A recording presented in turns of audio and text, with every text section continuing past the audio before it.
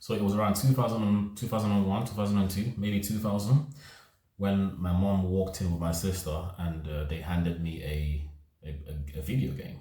And you might think, oh, was it a PlayStation 5? No, it was a brick game. And if you've never heard of a brick game, it's basically this little black and white video game, handheld game, like a PSP, but just so much more worse. And it essentially has like 5 to 10 games inside, and that's it. And it's like Tetris and a little shooter game. So it was essentially like a terrible game. But when they handed it to me, I knew what it was. And as soon as they handed it to me, I was overcome by emotion. I was so happy, man. I actually cried. I remember I was crying. I was like, oh my God, I actually have a video game now.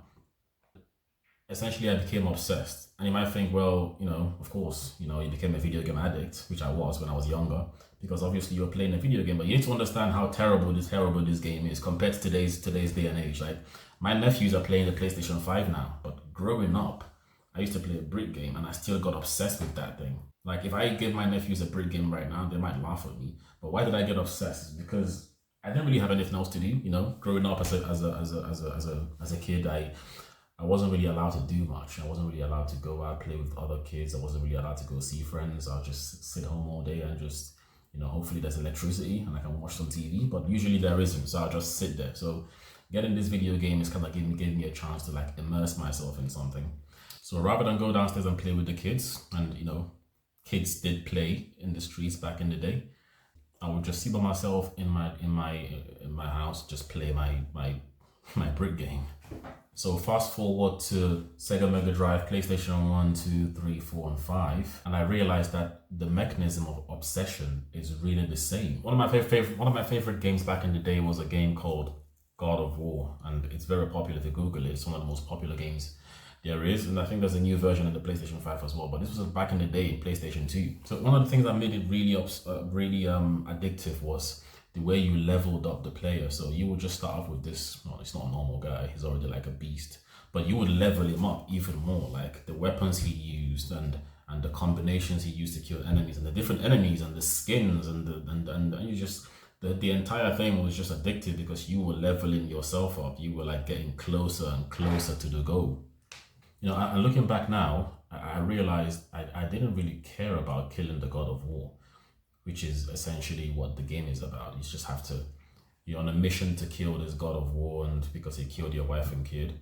But funny thing is that when the game ended, I was sad. I wasn't happy, which is weird because if the goal is to kill the God of War, once the God of War is killed, the mission has been accomplished. You should be happy, right? But the point is, none of it was real.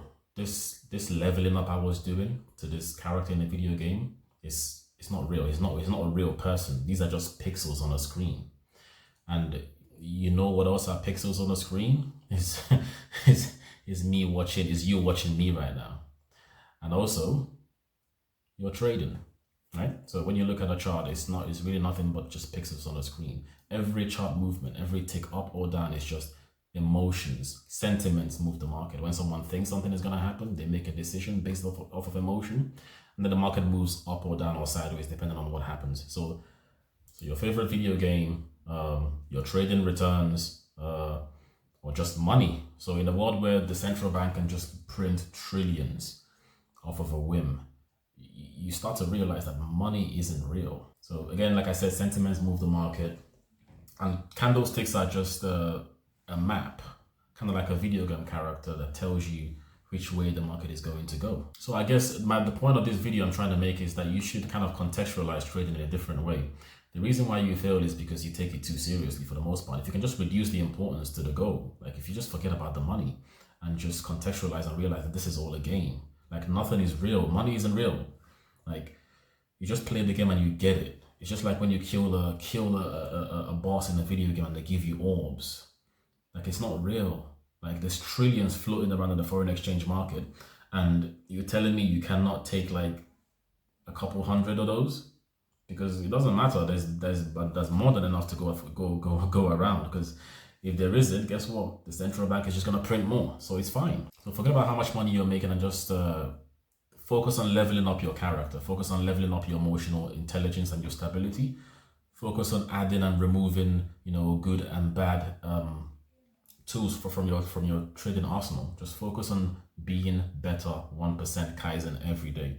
And eventually you're going to realize that you get to the final boss and kill him, and it wouldn't even be that hard. Like I fought bosses that were much harder in the video game I was talking about. I fought bosses that were much harder than the final boss in the game. So play the game, enjoy the journey, and the market will reward you with fake money that you can actually use to buy real shit. So hopefully, guys, that makes sense, and that's the end of the video. And if you liked it, of course, do the thing, like and subscribe, and I will see you guys in the next one. Peace.